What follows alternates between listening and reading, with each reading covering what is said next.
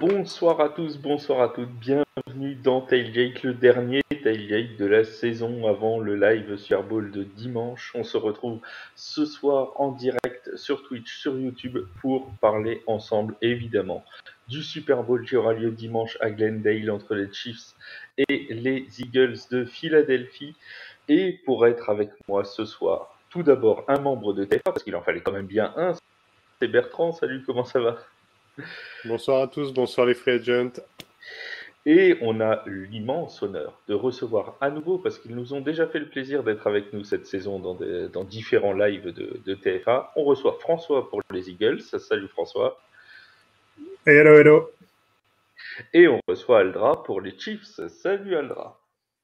Salut, bonsoir à vous.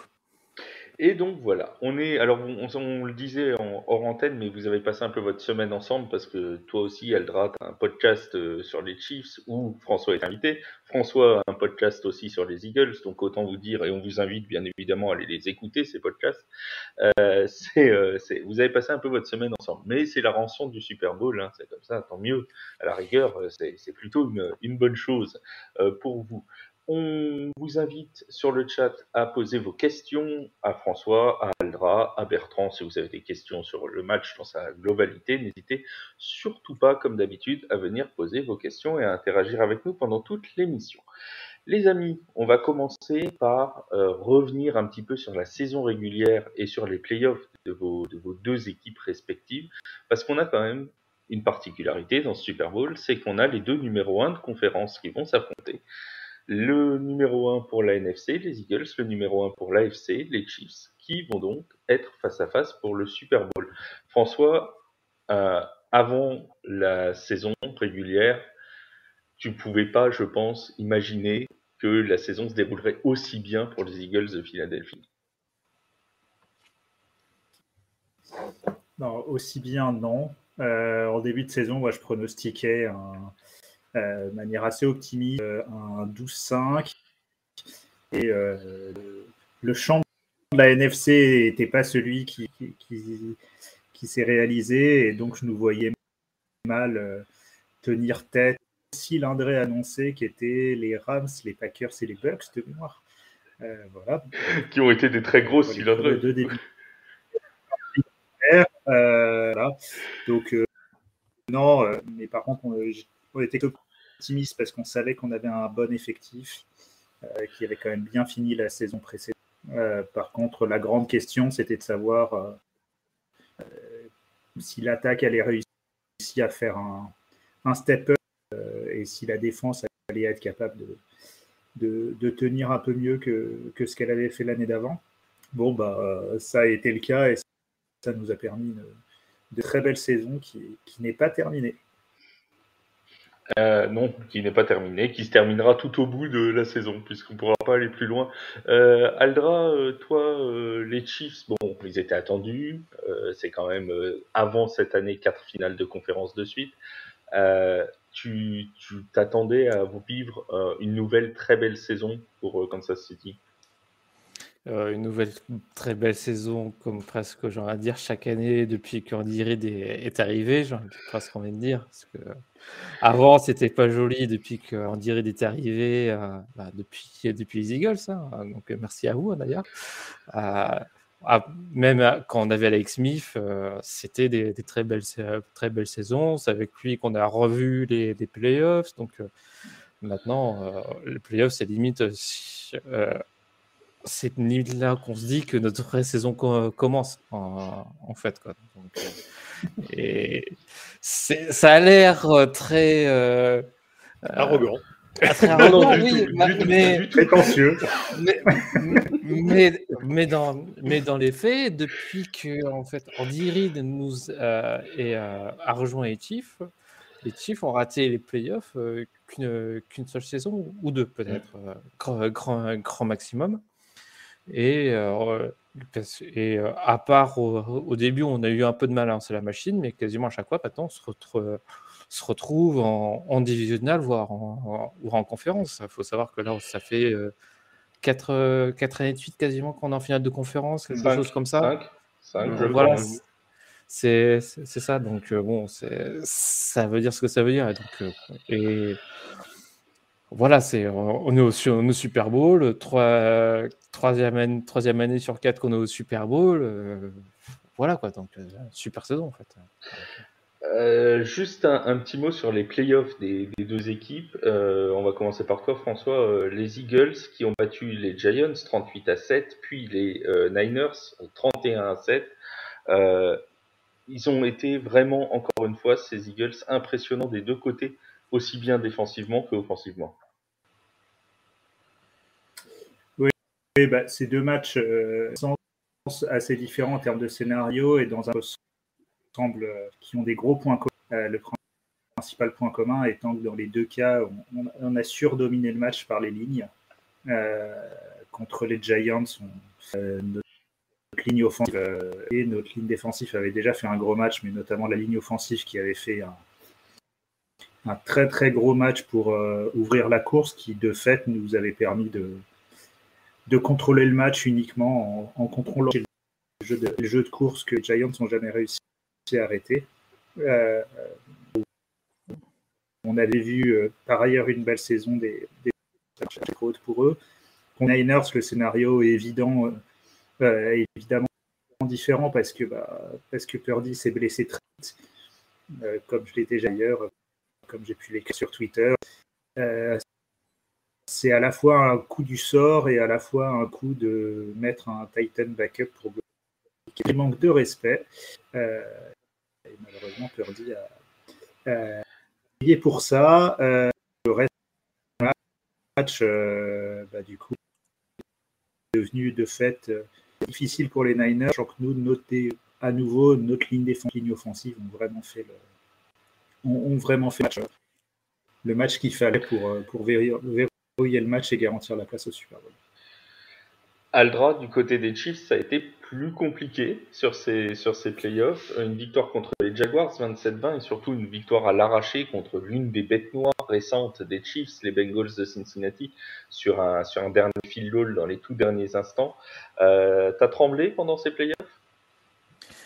J'ai envie de dire que quasiment à chaque match je tremble, même si des fois on a l'impression que ça y est, le scénario il est bouclé. En fait, non. Bon, évidemment, il y a l'événement, c'est la blessure de Mahomes lors du match contre les Jaguars.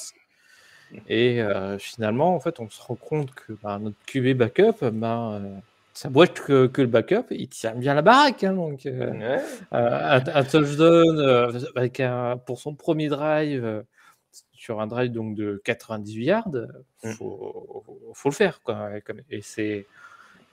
Et du coup, c'était aussi son premier drive depuis vachement longtemps. Son premier drive, donc on est en playoff. Les Jaguars sont pas si loin. Il y a le QB titulaire qui est baissé. Bon, et finalement, on y arrive quand même. Donc,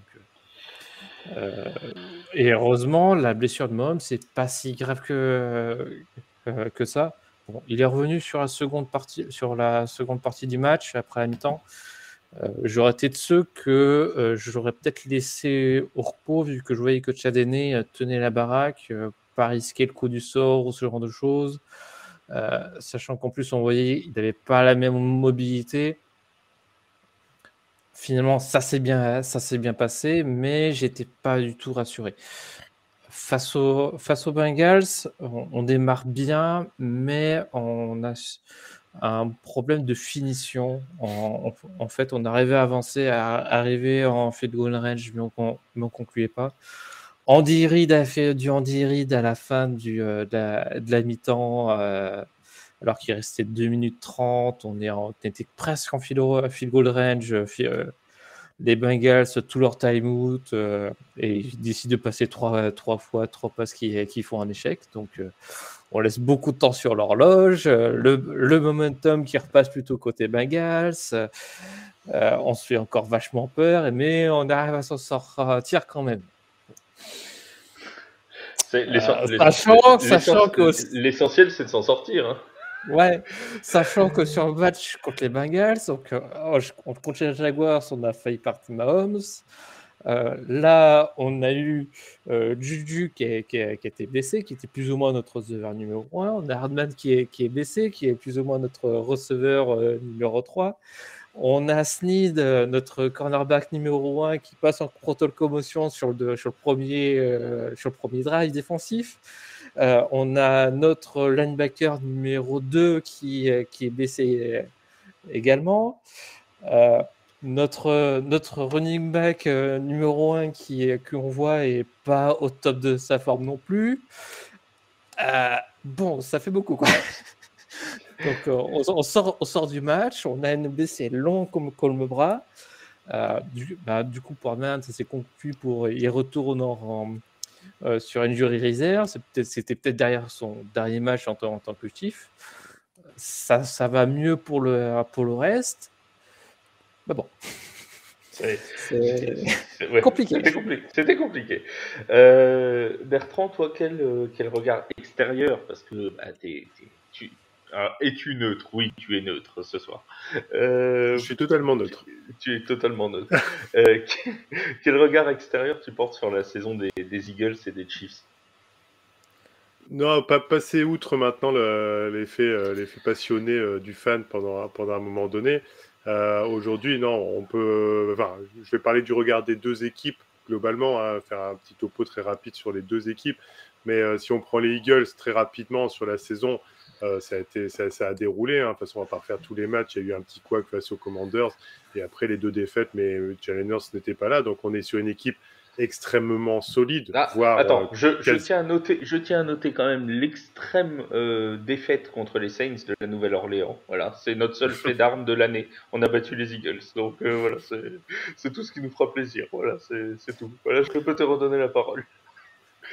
Et au final, on a une équipe qui est extrêmement solide sur les 2 lignes, avec à peu près dans chaque escouade, mais on reviendra dessus, de 9 ou 10 joueurs qui peuvent interchanger et qui apportent la même qualité quoi qu'il arrive. Donc du côté des Eagles, voilà, ça n'a pas été du tout une surprise de la manière dont ça s'est passé, et après avec des forces différentes dans l'équipe par rapport aux Chiefs. Ensuite en playoff, on l'a vu. Effectivement, ça a déroulé contre les Giants parce que c'était une très très bonne équipe qui avait en face au final. Ça a été dépassé à tout point de vue sur la ligne offensive et sur la ligne défensive et sur le jeu de course que les Eagles savent bien mettre en place. Après, face aux 49ers, j'ai envie de dire c'est la faute à pas de chance pour les 49ers. Ils n'ont pas pu jouer crânement leur chance réellement face à cette équipe, et au final, c'est l'effet de match. C'est un fait de match qui fait que ça a tourné. Je pense que n'importe quelle autre équipe qui aurait été dans la place des Eagles aurait apprécié pouvoir profiter de cette situation pour arriver au Super Bowl. Donc voilà, c'est pas volé, c'est gagné, c'est bien. Voilà, maintenant on va voir au Super Bowl ce qu'ils vont donner. Pour les Chiefs, c'est pareil. Je dirais au niveau de la saison, c'est pareil, 3 défaites max de mémoire.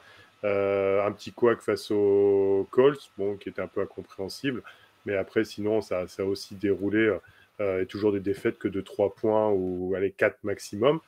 En playoff, après, face aux Jaguars, ça a été un peu plus tenu, mais à la différence des Eagles, qui je trouve est une équipe de fort talent qui emmène son coach, là je dirais du côté des Chiefs, ça a été plus vraiment Andy Reid qui mène à la baguette une équipe où il arrive à faire briller grâce à Mahomes des receveurs qui ne sont pas forcément tous numéro 1, ou vraiment où il y a une hiérarchie chez eux. Il y a du Scantling, il y a du Smith-Schuster qui participe, ou du Jerry McKinnon, enfin voilà, dans son ensemble.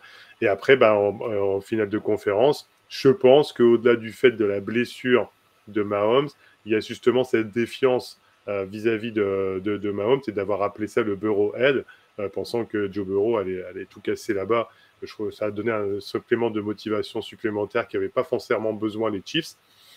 Voilà, donc ils ont gagné. Les 2 équipes méritent largement d'être là où elles sont.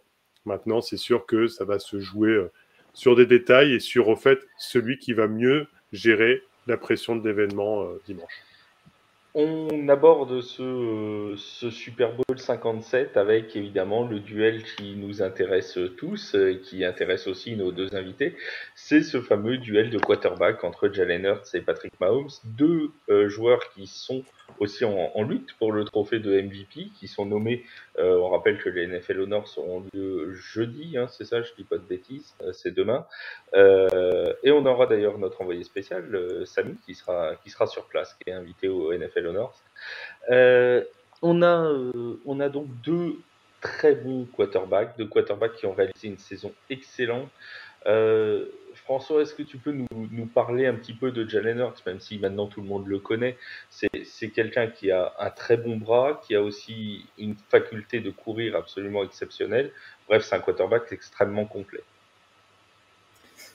Ouais, je pense qu'il y a un mot que j'aime beaucoup qui est revenu pour Hurts, c'est qu'on parle parfois des quarterbacks double menace, et pour Hurts, j'ai lu un terme qu'il était un quarterback de triple menace, et j'aime beaucoup.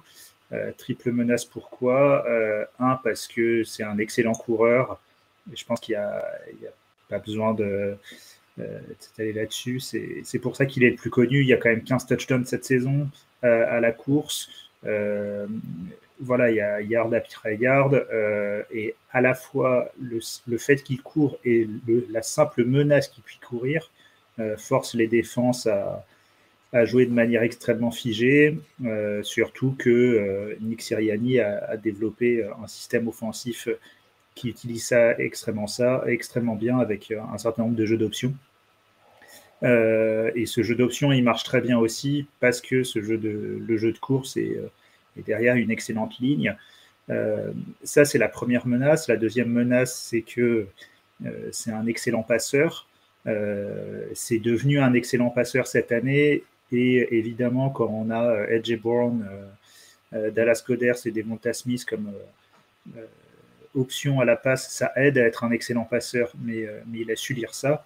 Et sa troisième menace, justement, c'est l'intelligence de jeu, c'est la lecture qui lui permet aussi de développer le jeu d'options dont je parlais et de prendre les bons choix, parce qu'on dit toujours que les options, c'est génial, mais il y a beaucoup de quarterbacks qui n'arrivent pas à le jouer parce que ça demande des lectures et des prises de décision très rapides en fonction de l'état des défenses. Et Hurts fait très rarement les mauvais choix, ce qui met toujours la défense adverse en déséquilibre, parce que dans un sens, elle va être obligée de faire un mauvais choix. Et Hurts, c'est s'en saisir. Voilà, et comme j'ai pu le dire, Hurts, il a vraiment eu ce step-up au jeu de passe qui permet vraiment d'avoir toutes ces menaces qui doivent être prises de manière crédible par les défenses adverses. Aldra, toi, ton quarterback, est-il besoin de le présenter? A-t-on besoin de présenter Patrick Mahomes? Je ne crois pas que ce soit nécessaire. On va quand même rappeler sa saison et quelques chiffres sur sa saison. Cette année, 5250 yards à la passe, 41 touchdowns, 12 interceptions. Bref, encore une saison énorme de Patrick Mahomes. Et c'est pas sa meilleure. Et oui, c'est ça le pire. C'est ça le pire, c'est parce que sa meilleure saison, c'est sa deuxième saison, en fait, en 2018, quand il décroche le titre de MVP. Les stats sont un peu moins élevés, mais sur certains aspects, mais il est meilleur au niveau de touchdown des moments ces saisons-là. Oui, il en a 50 en 2018. Ouais, c'est ça. Et à l'époque, il y avait un match de moins. Donc, vous savez ce que ça veut dire. Et on pourrait dire qu'à l'époque, il y avait de meilleures armes offensives sur la partie des receveurs, parce qu'en numéro 1, numéro 2, on avait Hill et Watkins de même. Donc, c'est pas la même chose que ce qu'on a maintenant. On est plus diversifié, mais on pouvait plus facilement, on va dire, attaquer à la profondeur qu'on le fait maintenant. Enfin, on attaque la profondeur, mais de façon totalement différente. On va pas faire de grosses passes de 50 yards. Ça va être la petite passe de 15-20 yards, bien positionnée, bien timé, avec du champ libre, des receveurs pour aider à bloquer. Et c'est comme ça qu'on fait des grosses percées, quoi. Mais donc pour l'instant, Mahomes, de toute façon, quand tu penses qu'il est bloqué, qu'il est perdu, il va te redire le play de tu ne sais pas comment il va le faire, et il y a first down, il y a touchdown, c'est magique, quoi. Rassure-nous une seconde sur l'état de santé de Patrick Mahomes. Donc, il s'est blessé à la cheville contre les Jaguars au premier tour de playoff. Comment il va, Patoche? Quand il va Patoche, il va regarder le match depuis le banc. Hein. De toute façon, Tchadéné va rentrer au premier quart-temps parce qu'il n'y aura pas besoin de faire plus. Non, je déconne. Je trash talk un peu une fois. Le Chiefs est très en forme. Hein. Je dirais que le Chiefs est beaucoup plus arrogant que le Eagles. On sent le Eagles dans la retenue. Et voilà. Ah bah attends, on est au Super Bowl, voyons. Faut y aller. Attends que je récupère la parole. Non, sérieusement, donc il était encore un peu limité face aux Bengals. On a bien vu en fait il avait pas il était devenu très pocket passeur durant ce match-là. C'est pas une chose qu'on avait l'habitude de le voir. On a l'habitude de le voir un peu à improviser, aller un peu à gauche, à droite, ce qui permet d'ailleurs en fait de libérer des espaces qui n'existent pas de base et débloquer des plays. Parce qu'on a eu plus de difficultés justement à faire cela parce que du coup il n'y avait pas cette même mobilité. Sur les dernières nouvelles de Reed qui datent d'hier, en fait, il nous dit qu'en fait il n'est pas à 100%, mais il est proche des 100%. Et ils ont fait un entraînement lundi qui était avec les pads d'ailleurs.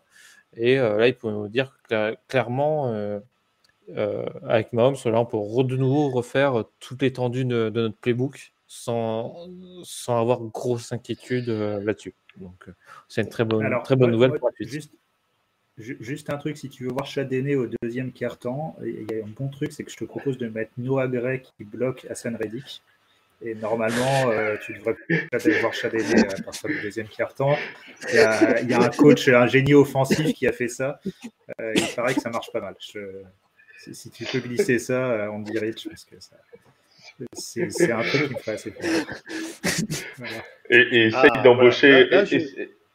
Oui, j'allais dire, essaye d'embaucher Christian McCaffrey d'ici à dimanche, histoire qu'il puisse servir de quarterback de sur-réserve au cas où, on ne sait jamais. Non, mais ça, ce sera quand Chadéné se mangera à nouveau à Hassan Reddick. Bah voilà, je trouvais cette émission trop policée. Voilà, là j'aime bien. On commence à avoir. Moi j'attendais qu'Alra. Non, mais c'est bon. Ouvre le bal. Il a ouvert le bal, c'est bien. Maintenant on y va. Tout doucement. Tout doucement. Parce que là, c'était vraiment, on se faisait des courbettes. C'était du style, tiens, mais passez devant, je vous en prie. On va quand même dire un truc, c'est un truc qu'on s'est dit.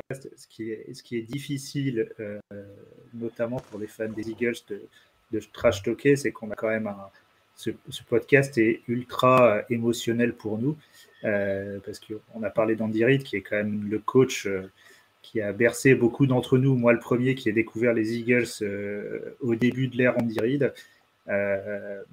Donc à la fois on rêvait de ce Super Bowl, à la fois ça fait un sentiment très particulier parce que beaucoup de fans des Eagles sont également de fait attachés et très heureux de la réussite des Chiefs, sauf dimanche prochain.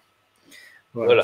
C'était plus facile de trash talker quand on avait un Super Bowl face aux Patriots. Voilà, c'est tout. Oui, c'est évident. Bertrand, toi, sur le duel Mahomes-Hurts, déjà, tu n'étais pas là avec nous lundi, donc tu donnes le MVP à qui déjà sur la saison régulière? Mahomes.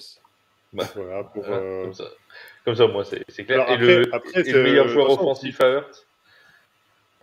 Alors en fait, moi j'ai toujours considéré qu'au final, entre guillemets, déjà là, entre guillemets, Justin Jefferson pourrait être considéré pour moi comme le joueur MVP. Mais comme traditionnellement en NFL, on est assez conservateur dans la façon dont sont attribués les prix, le MVP revient régulièrement à un quarterback puisqu'on considère que c'est lui le dépositaire du jeu et qui va faire briller son équipe, faire gagner son équipe. Donc voilà, je pars sur le principe de Mahomes. Maintenant, on me dirait joueur offensif de l'année. Je mettrais, non pas pour faire une défiance vis-à-vis des Eagles et de Jalen Hurts, qu'on se comprenne bien, mais je mettrais Justin Jefferson si on parle de joueur offensif de l'année. Voilà. Alors, aujourd'hui, pourquoi je ne donne pas à Jalen Hurts? Parce que si on parle que de la saison régulière, il y a 2 matchs qu'il n'a pas terminé, et Mahomes est quand même resté, par rapport aux stats et par rapport à la production et par rapport à l'originalité, la fantaisie qu'il peut aussi apporter dans le jeu en même temps d'avoir des résultats, il y a tout cet ensemble-là qui fait partie. Donc, Jalen Hurts aurait pu être, mais je le donne à Justin Jefferson, joueur offensif de l'année. Après, on aurait pu donner aussi le titre de joueur offensif de l'année à Gardner Minshew pour sa première mi-temps contre les Saints, mais bon, je pense que ce serait un petit peu abusé. Donc, non, il a le titre, il a le titre comme depuis son arrivée en NFL de moustache de l'année, et ça, c'est ça. Ça c'est déjà. Ça, c'est très bien comme ça. Ah bah lui, à Movember, il est content, quoi. C'est ça le truc, quoi. Il y a aussi oui, un vas-y, Adra. truc qui fait que, oui, je défends mon poulain quand même, mais Vas-y, défends ta qui fait que Mahomes en fait mérite le titre de MVP. C'est que si vous vous souvenez, pendant la dernière off-saison, les Chiefs perdent leur signe numéro 1, si on oublie Kelsey, avec Tyreek Hill qui part chez Dolphins. Et quand on voit c'est ce qui lui reste en tant que receveur, c'est-à-dire on fait venir Juju, on fait venir MVS, on a Hardman, on a un rookie qu'on a drafté cette année, mais bon, c'est pas le top receveur, c'est un deuxième tour. On a Kelsey. On dit, ouais, bon, c'est correct, mais bon, c'est pas forcément, ça envoie pas ça fait pas briller, ça fait pas rêver. Et tout le monde prédit une régression, en fait, au niveau de Mahomes. Et par rapport aux années d'avant, finalement, c'est une progression qui a. Donc, c'est tout à fait l'opposé de ce qui est attendu qui est arrivé. Mais je peux donner un gros argument contre Mahomes en MVP. Oui, ah bah vas-y. On est là pour ça. Il y en a pas. Voilà. Non, mais sérieusement, enfin, je peux vraiment faire mon maximum pour. Mais en fait, le seul vrai truc, c'est que parfois on se fait à Mahomes. Et on a presque tendance à sous-estimer. C'est toujours le cas un peu pour les joueurs une fois qu'ils ont fait leurs preuves. Le seul point où je suis d'accord, c'est que Hurts aurait fait une saison complète. Je pense qu'il y aurait eu un vrai débat. Il y aurait eu un vrai débat parce que, contrairement à ce qu'il y a, c'est ce que je disais en intro, Hurts a vraiment rendu l'attaque des Eagles complètement imprévisible. Et dans un sens, si je suis un peu de même qu'il y a eu l'argument de Hill, on a vu la différence de l'efficacité des Eagles quand c'était Minshew à la place de Hurts. Pas seulement à cause de la qualité de passe, mais parce que l'attaque, le concept de l'attaque des Eagles est basé sur la triple menace dont je parlais tout à l'heure. Voilà, il a été absent en 3 matchs, c'est trop, c'était déjà une course serrée où Mahomes aurait peut-être eu l'avantage, mais voilà, la saison de Mahomes c'est objectivement exceptionnel. Le seul point qui n'est pas exceptionnel, c'est qu'il fait ce genre de saison chaque année avec n'importe quel receveur. Voilà, c'en est blasant et c'est ce qui du coup est flippant pour nous. Il banalise l'exceptionnel, quoi.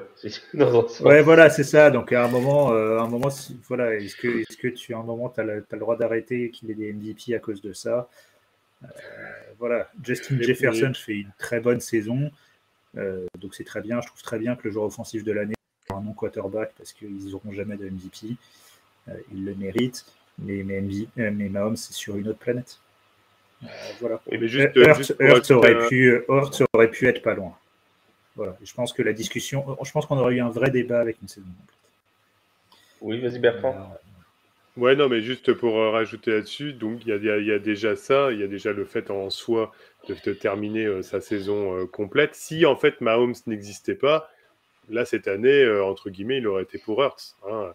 Et après, autre chose, c'est que ce qu'il faut aussi rendre aux Chiefs, c'est ça, c'est le plus dur. C'est cette combinaison la plus dure qui est difficile à avoir dans une équipe. Et ça, c'est justement, quand vous l'avez, c'est ça qui est merveilleux. C'est l'entente coach, joueur, quarterback, et le fait que l'un en magnifie l'autre et l'un rend meilleur l'autre. C'est-à-dire que c'est pas seulement Reed qui fait que son quarterback est meilleur, et c'est pas Mahomes qui fait qu'il rend Reed meilleur. C'est les deux, cette symbiose qui fait que cette équipe, pratiquement, entre guillemets, déjà la production de Mahomes est inarrêtable. Donc voilà, les Chiefs ont touché le gros lot au jackpot, comme s'ils avaient gagné au loto.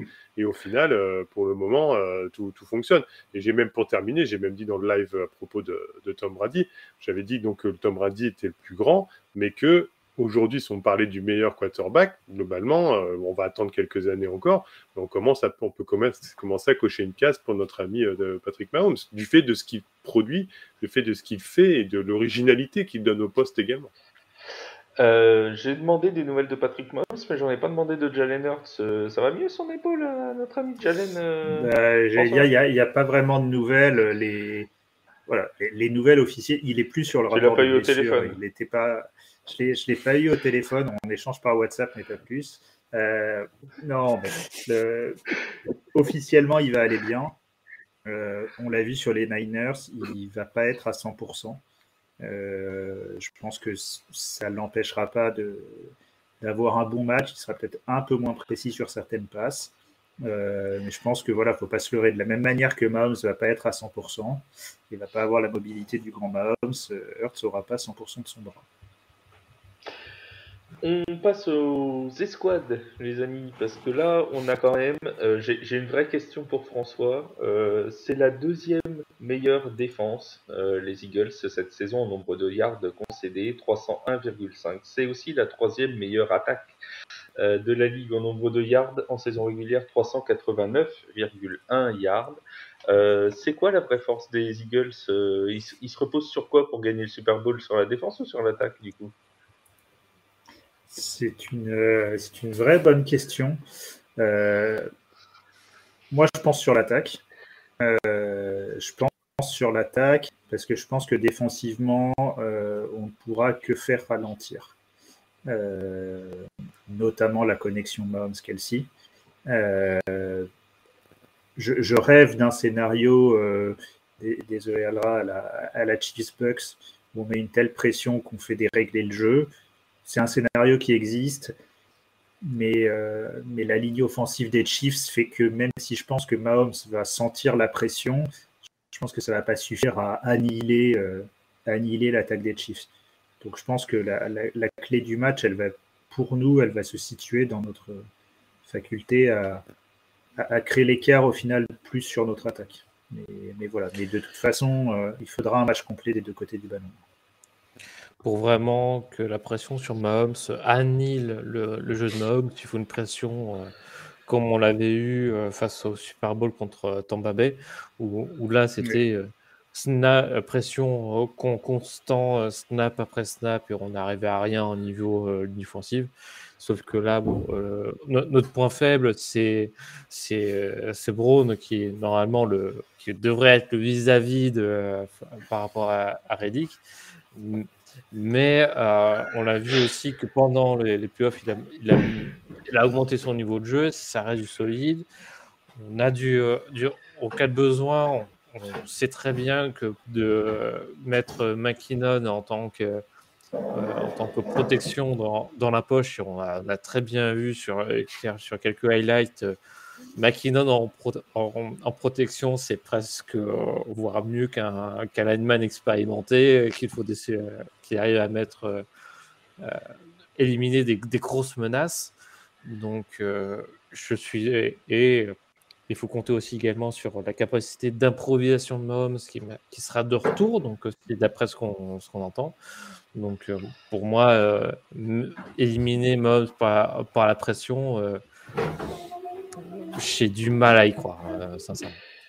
Du coup, Aldra, il y a je reste dans mes petites statistiques. On a une défense des Chiefs qui n'a pas toujours été impériale, notamment contre la passe cette année. Seulement 18e défense contre la passe, 16e défense en nombre de points concédés. Elle ne fait pas trop peur, l'attaque des Eagles?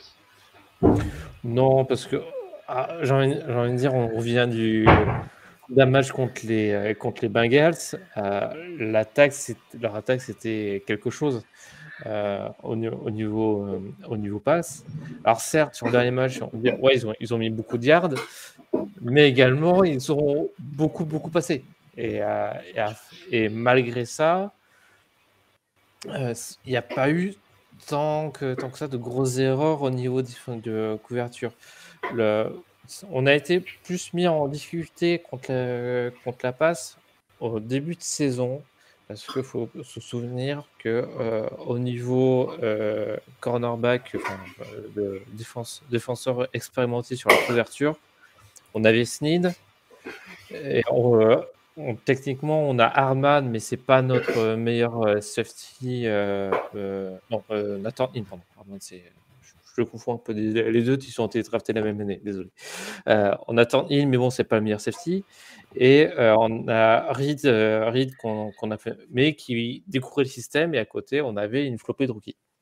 Donc, le temps que tout se mette en place et ce genre de choses, et ben maintenant, on a une défense qui tient la route, et malgré que d'ailleurs qu'on perd notre corner le plus expérimenté, le plus efficace, qui était Snead face aux Bengals, on a totalement réussi à limiter, à pas se faire manger par l'attaque offensive des Bengals. Donc là-dessus, assez confiant que que la défense tiendra suffisamment pour permettre à l'attaque de faire son boulot à côté. Je reste avec toi pour parler de l'attaque des Chiefs. C'est la première, elle, en nombre de yards. C'est la première à la passe. C'est la première en nombre de points inscrits. Bref, on a parlé de Patrick Mahomes, de Travis Kelce. On pourrait dérouler toute l'attaque. Et il manque une certaine efficacité, si j'ose dire, au jeu de course, bien qu'Isaiah Pacheco ait quand même fait une saison plutôt intéressante. Je ne sais pas ce que tu en penses, toi. Tu vas nous le dire tout de suite. Mais est-ce que avec un jeu de course encore plus performant, l'attaque des Chiefs serait tout simplement injouable? J'ai envie de dire la même chose que je répète souvent à des gens quand ils me disent que ouais, votre jeu de course, il est pas si efficace que ça. Pourquoi tu veux courir? On n'a pas besoin. Bah oui. Voilà.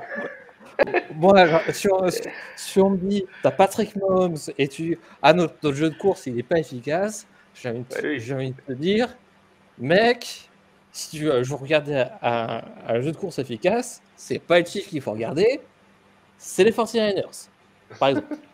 Par exemple. Je dirais en parallèle, je dirais la même chose pour les Eagles. Si on les critique en leur disant que Jalen Hurts ne lance pas suffisamment à ses receveurs, pour le coup, ils réussissent bien au sol avec l'équipe, les squads de running back qu'ils ont. Donc pour lui, ils n'ont pas forcément besoin de développer plus que ça au niveau de la passe, parce qu'on peut toujours chercher le point faible dans chaque escouade en disant ils utilisent un peu moins. Donc c'est un peu le même principe au final. Là, pour le coup, ça réussit bien à la course du côté des Eagles, ça réussit bien la passe du côté des Chiefs. Donc la critique vis-à-vis des running backs par rapport aux Chiefs n'est pas justifiée, comme tu dis. Ouais, tout à fait. Pour moi, vas-y.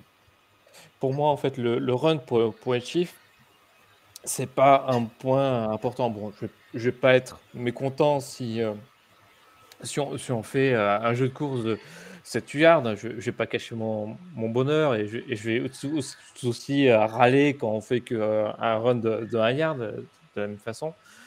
Mais pour moi, le run, c'est pas vraiment notre façon d'attaque, enfin notre réelle façon d'attaquer un plan de jeu. C'est quelque chose qui va être très situationnel pour faire la gestion du chrono et des time-out, par exemple. Ça va être, on voit sur une lecture pré-snap, il y a peut-être une opportunité de faire un run de cette façon. Si la formation nous permet, on va essayer de le faire. Mahomes vient décider de courir pendant 20 yards sur le play d'avant pour faire un play. On va peut-être mettre un peu au pot ou ce genre de choses. Enfin, voilà, pour moi, c'est quelque chose qui est très situationnel en fonction de dans quelle situation on est, qu'est-ce qui vient de se passer avant. C'est pas quelque chose qui va être intégré de base en se disant sur ce match-là, on va gagner des yards avec le run. Donc c'est pas forcément de ce point de vue-là. Notre point principal, c'est on met le ballon dans les mains de notre meilleur joueur. Notre meilleur joueur, c'est notre quarterback. Notre quarterback, il va lancer une passe. François, tu voulais ajouter quelque chose tout à l'heure? Ah, mais premier truc, c'est un peu. Bon, j'admire la confiance d'Aldra sur le fait de contenir notre défense. Non, mais ce qui intéresse, parce que c'est justement avec ce qu'a dit Bertrand après, c'est que moi, honnêtement, si le jeu de passe passe pas exactement symétrique de ce que tu viens de dire, moi je le vivrais très bien. Enfin, pour moi, la clé du match pour la défense des Chiefs, c'est de réussir à bloquer notre running game.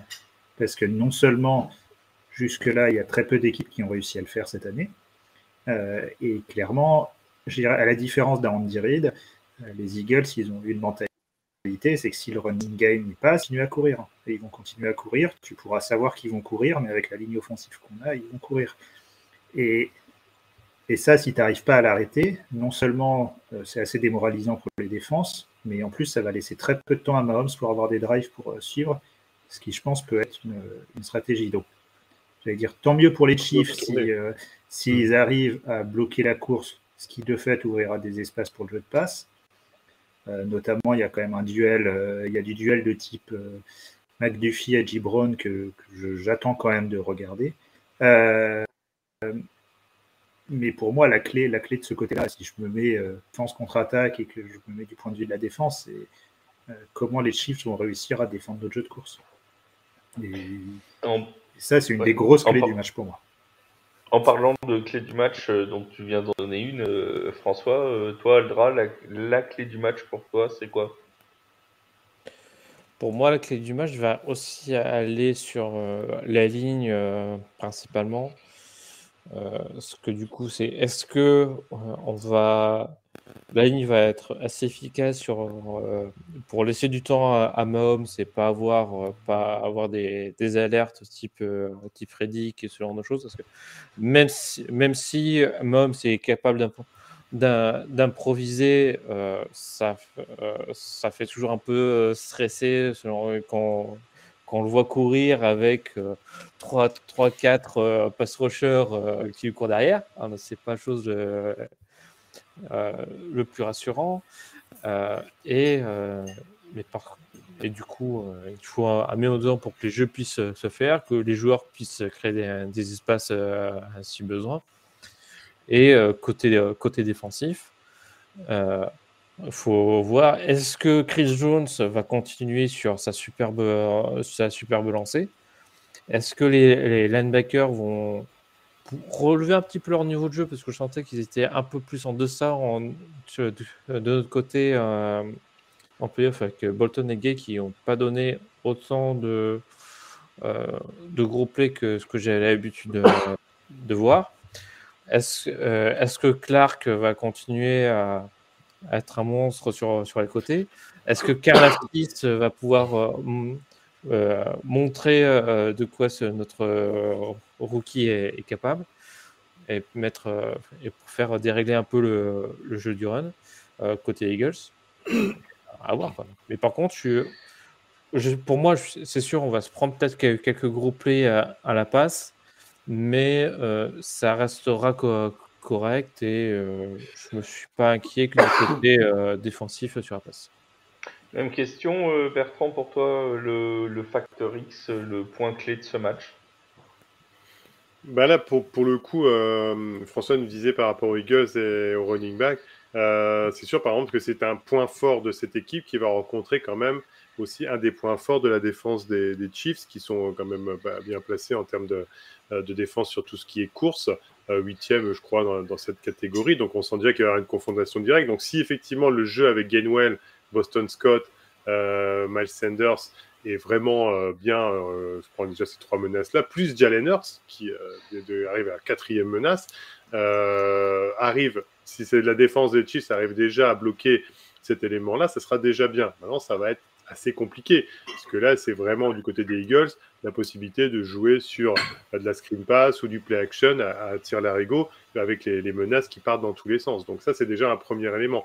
À l'inverse, du côté comment on appelle ça, des Chiefs, on a une équipe qui est très forte justement sur le jeu de passe, mais qui va rencontrer une défense qui elle aussi est très performante dans ce secteur-là. Donc là, on est vraiment sur les points forts de chaque escouade, sur des forces contre forces qui vont justement créer peut-être probablement un super match ou un match plus fermé qu'on ne le pense. Parce qu'après, on peut parler aussi de est-ce que ça va être une avalanche de points ou est-ce que ça va être un match qui va être relativement serré et qui va faire en sorte. Donc l'événement apportant aussi d'attention, ça risque d'être beaucoup plus serré qu'on ne le pense. Donc voilà, là-dessus, c'est déjà les éléments en soi qui vont déjà donner toute l'importance, on va dire, à ce match-là. De toute façon, il n'y a pas d'absence notable de chaque équipe, hein, si on prend tous les effectifs, que ça soit dans les tranchées au niveau des lignes, on a quand même du très haut niveau. On peut toujours sortir un élément qui est peut-être un tout petit peu moins fort, mais de toute façon, les deux équipes sont quand même au top. Globalement, ça va se jouer sur des détails par rapport à cette prestation. Maintenant, si on parle vraiment d'effectifs complets, si on parle de complétude d'effectifs, les Eagles sont quand même, si on regarde de chaque côté, un élément où vraiment l'effectif est très très complet. On va dire de skills players, de joueurs interchangeables les uns les autres. Dès qu'en fait la défense aura fait son stop, l'attaque rentre sur le terrain et on commence à avoir des menaces un peu partout. Et puis si ça se concentre trop sur le jeu de course, Jalen Hurts va pouvoir, avec les cibles qu'il a, Tylen, Dallas Goedert, Devonta Smith, Edgy Brown, ce sont des cibles qui sont là. Et en plus, on a des cibles qui sont bien. Edgy Brown est assez grand, donc sur les passes un peu plus en hauteur. Devonta Smith un peu plus léger, un peu plus fin sur la course. Dallas Goedert un peu à la Travis Kelce. Attention, on peut toujours mettre en avant le talent un peu moindre du bonhomme. Voilà, ça va développer. Alors, je ne retire pas, parce que je développe pas plus sur les Eagles en disant que ça sera mieux et foncièrement ils vont gagner. Mais je dis simplement, si on parle juste de complétude de personnel et d'équipe quand elle va rentrer sur le terrain, quoi. C'est pour rendre un peu moins confiant Aldra. C'était la tirade de Bertrand pour rendre Aldra un peu moins confiant. Mais quoi qu'il arrive, on est sur deux effectifs au top et même la cheville de Mahomes, on est sur 60 minutes, on est sur l'événement le plus important de leur vie. Je veux dire, même le mec, s'il devait se la défoncer définitivement, sa cheville, il jouera jusqu'au bout. Même pour Jalen Hurts avec son épaule, il y aura suffisamment d'infiltration, de soins qui seront faits. Sur les blessures, je m'arrête pas à ça. Les gars vont au-dessus de ça. Là, oui, ils vont déjà au-dessus de ça en saison régulière. Ils vont aller au-dessus de ça le jour de leur match de leur vie, quoi. Voilà. On sait qu'en plus, à la fin de saison en NFL, malheureusement, il n'y a plus beaucoup de gens qui sont à 100%. Hein. La saison est tellement éprouvante physiquement que je pense que tout le monde est un petit peu touché. On sait aussi, la plupart des joueurs, parfois, jouent avec telle chose. Enfin, à la fin de saison, on sait qu'ils avaient tel élément cassé ou tel autre élément cassé. Enfin, tu comprends, ça se révèle par la suite. Il doit se faire opérer parce qu'il a joué qu'avec ça cassé durant la saison. Enfin, voilà, on se dit, c'est pas foncièrement une foulure de la cheville ni une petite douleur à l'épaule qui vont les empêcher de performer, quoi, l'un et l'autre. On parle un petit mot sur les entraîneurs, les deux entraîneurs Andy Reid et Nick Sirianni qui seront face à face. Donc tu l'as rappelé tout à l'heure, François, Andy Reid, c'est très émotionnel pour les fans des Eagles. C'est quand même, si je dis pas de bêtises, 14 saisons du côté de Philadelphie. C'est ça. Un pan entier de l'histoire des Eagles. C'est lui qui vous a ramené un peu au premier plan au début des années 2000. Oui, plus qu'un peu, parce qu'il nous emmène en Super Bowl qui se joue à pas énormément de choses. Il y a 4 autres finales de conférence, il y a les playoffs de manière régulière, il y a des joueurs mythiques. Voilà, hein, c'était la fin d'une époque, une séparation logique quand il est parti, mais ça reste un entraîneur pour lequel toute la ville de Philadelphie a un immense respect. Et toi personnellement, si tu avais un souvenir d'Andy Reid à la tête des Eagles, ce serait quoi? Ce serait tous les matchs où il a fait des passes alors qu'il fallait courir. Pour Aldra. On a tous les deux les mêmes souvenirs, c'est bizarre. Non, je rigole un peu parce que c'était quand même vraiment, en plus, il s'est quand même un peu soigné, mais c'était vraiment non, en vrai, il y a deux choses. Il y avait le côté assez génial de l'homme et son caractère. Et moi, il y avait vraiment, je l'ai adoré comme coach pour le côté humain et de voir à quel point ces joueurs appréciaient jouer avec lui. Et même les joueurs, une fois partis, ont tous gardé une relation. Et une autre chose que j'ai appris à découvrir, que j'ai beaucoup apprécié, en opposition totale à un Bill Belichick par exemple, c'était la volonté qu'il a toujours eue et qu'il a encore de faire progresser ses coachs assistants, de leur apprendre les ficelles du métier pour qu'ils deviennent de bons coachs ensuite. Et ça nous a servi pour avoir Doug Pederson. Ensuite, donc au final, il nous a renvoyé l'ascenseur quelques années plus tard. Ça, c'est clair. Maintenant, enfin voilà, Andy Reid, le dernier point de sa période aux Eagles, c'est le goût amer de pas avoir de Super Bowl alors qu'on avait l'équipe pour l'avoir plusieurs années de suite, notamment sur la période 2002-2006. Ça, là, il y a une vraie frustration, notamment avec le niveau qu'on a eu sur toute la période. Voilà. Donc, je suis content qu'il ait eu sa bague. Comme je l'ai dit par ailleurs, il n'aurait pas eu de bague, ça aurait été émotionnellement plus dur à gérer. Maintenant, je sais qu'il a eu une bague, qu'il en aura une dans les années qui viennent, mais pas cette année. Bientôt, mais pas tout de suite. Toi, Aldra, Andy Reid, pour toi, il peut avoir la clé de ce match? Il l'aura, mais pas tout seul, en fait. Comme disait du coup François, ou je sais plus tout à l'heure, c'est que la complémentarité entre Reid et Mahomes, qui faisait un tout en finale, et que l'un sublimait l'autre et inversement, c'est exactement ça. En fait, que Andy Reid va installer des plays de base, et quand pour ce supplé-là, ça marche pas, c'est Mahomes qui va prendre le relais, qui va improviser et créer quelque chose. Ça a toujours fonctionné comme ça depuis qu'ils sont là, et en général, on arrive à gérer. Andy Reid a très peu de vision sur la défense, que c'est Spagnuolo qui gère quasiment la totalité des choses maintenant. Spagnuolo qui était régulièrement été décrié, mais on a une défense qui est tout à fait correcte vis-à-vis de ce qu'on a besoin en fait pour pouvoir gagner les matchs. Donc pour moi, c'est Andy Reid, suppléé en attaque principalement par Mahomes, et en défense par Spagnuolo. Mais c'est un tout en finale. Alors, merci à tous ceux qui sont sur le chat. Pour rien vous cacher, j'ai un petit souci de chat sur mon écran. Je ne le vois pas s'afficher, mais Bertrand, par chance, voit apparaître les questions. Donc, il va pouvoir nous informer sur les questions qui apparaissent, et que vous n'avez pas manqué de poser depuis le début de l'émission.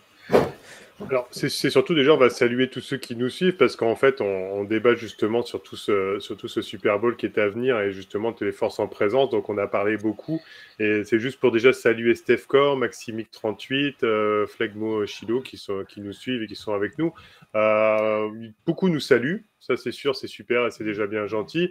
Alors, il y en a un qui nous a fait remarquer quand même que pour les Eagles, ça a été déjà un petit peu plus facile du moment qu'il y a eu la blessure de Brock Purdy. Mais ça, on va pas revenir dessus, hein. François, on a bien compris qu'il fallait profiter aussi des petits faits de jeu et de l'histoire des matchs, de ce qui nous amène à ce moment-là. Ça, c'est la vie qui est comme ça, c'est tout, hein. On n'en reviendra pas dessus. Mais Flegmo nous disait par contre que c'était en 50-50 contre le backfield de Kansas City, et qu'en fait, il nous faisait remarquer que le backfield allait sûrement souffrir du fait de la jeunesse au niveau des cornerbacks et des safety. C'est vrai que Brian Cook a fait une super saison. Pour le coup, il y a une interception sur le dernier match de Conference Championship. Donc après, voilà, pour toi, de ton côté, Alderol, qu'est-ce que tu en penses justement du fait de la jeunesse? Est-ce que ça va vraiment être un handicap face à A.J. Brown, Devonta Smith et Dallas Goedert? J'ai envie juste de ressortir les statistiques du dernier match contre les Bengals, que les Chiefs ont gagné 23-20. Bureau qui lance 41 passes, qui en complète que 26, 270 yards seulement, qui se fait intercepter 2 fois. À côté de ça, les rookies, parce que là, on était vraiment quasiment en full rookie vu que Snead était en concussion. On fait presque 10 passes déviées.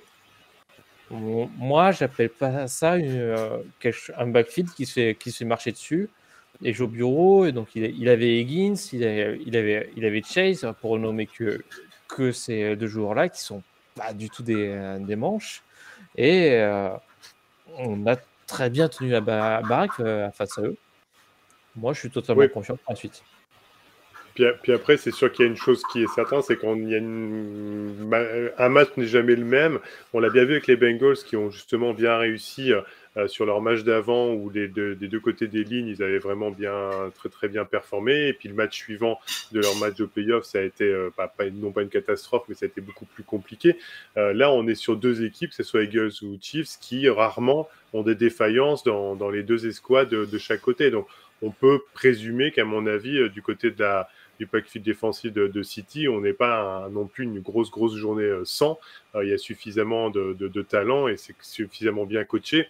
On l'a dit tout à l'heure, c'est grâce justement à Andy Reid, à Spagnuolo et à Bieniemy au niveau du coaching qu'on a une équipe qui est toujours, qui n'a jamais un trou d'air monumental sur les 4 cartons d'un match. Donc voilà, je pense que ça va être vraiment très très serré durant ce match-là également.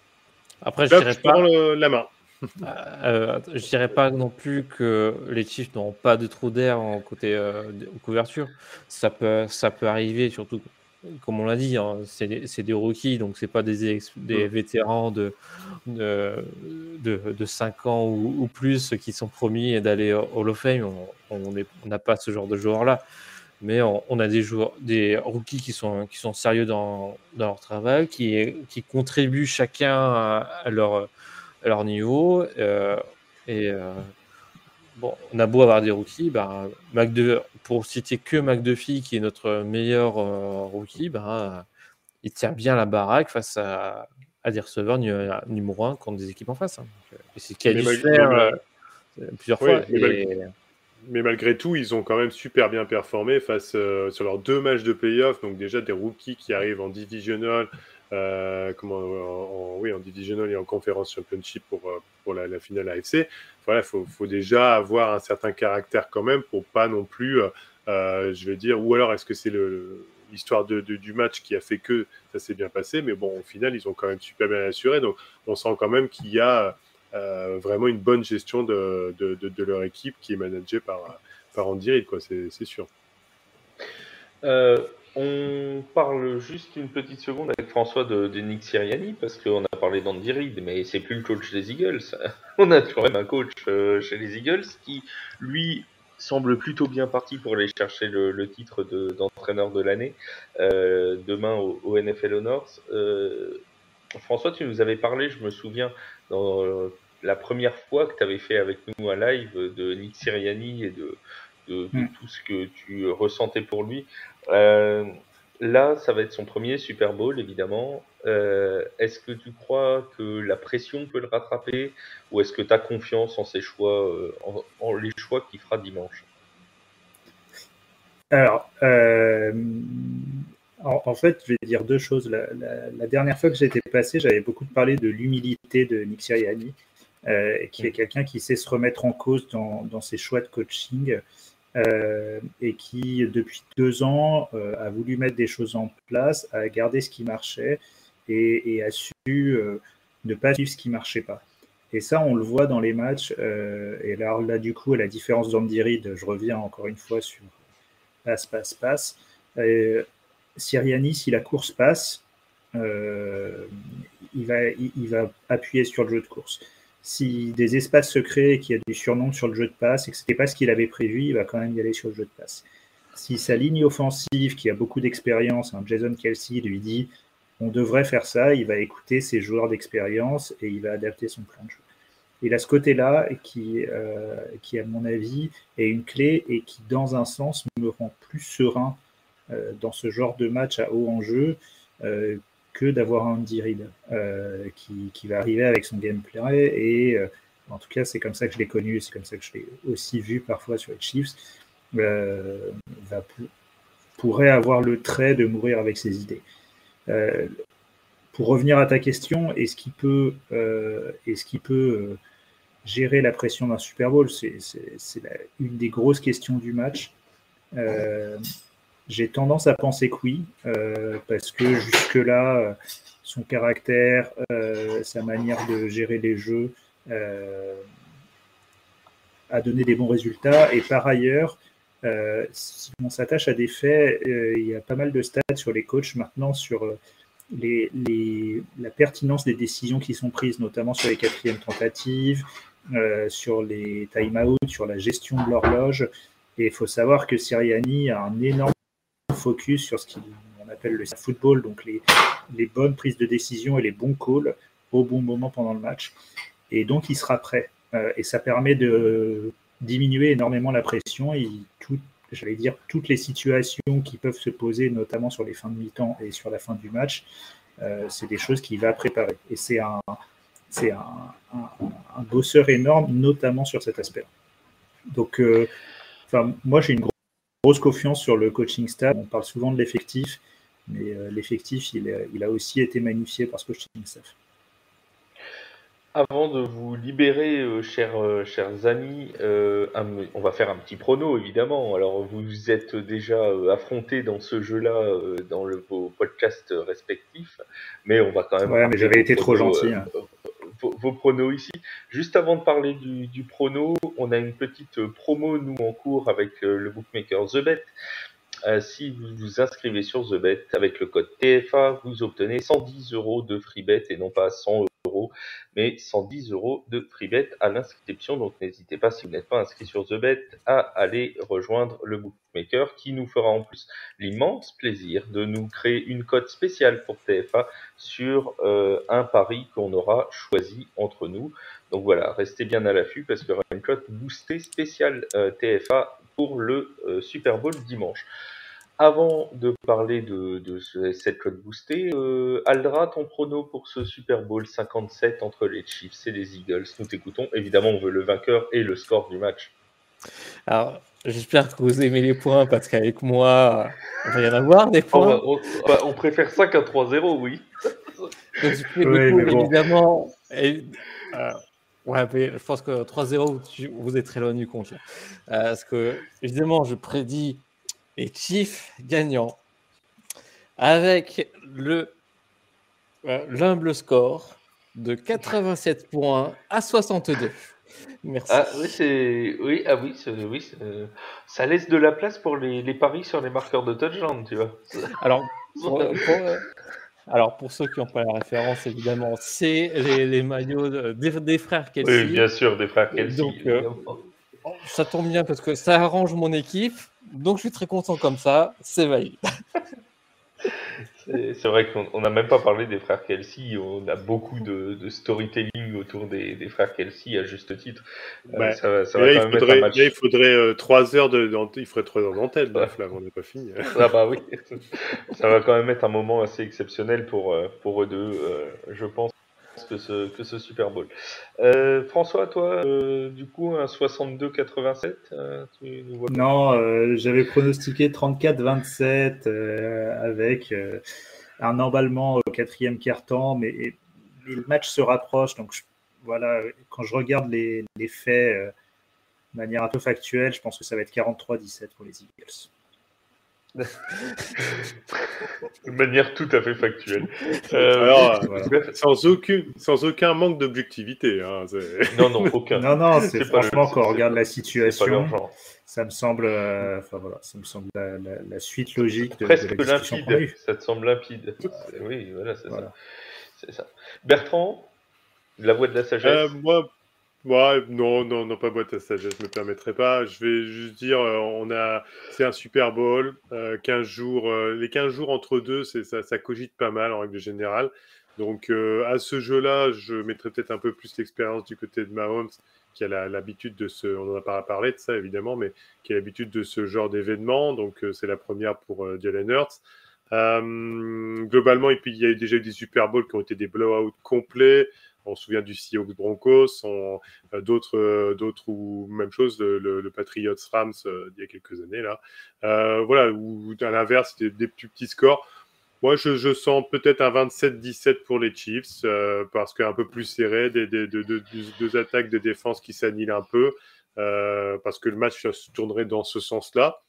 Maintenant, globalement, c'est juste mon feeling. Je vois pas que ça va pas forcément monter très très haut dans les points, mais c'est peut-être une erreur de ma part. Peut-être que tout le monde me fera contredire, et bien sûr les Eagles, mais je vois bien 27-17 pour les Chiefs. Alors, moi, tout le monde s'en fiche. D'accord mais sur je le vais fait donner qu'il n'y aura quand pas même. beaucoup de points. Je suis d'accord sur le fait qu'il n'y aura pas beaucoup de points pour les Chiefs. Je suis d'accord qu'il n'y aura pas beaucoup de points pour les Eagles. Voilà. Je vais donner le mien quand même. Moi, ce sera un 27-24 Eagles après prolongation. Voilà, ça, tu vois. On n'a pas eu de prolongation encore dans je crois, dans ces playoffs. Si je dis pas de bêtises. Mm. Non. Voilà, ce sera. Non.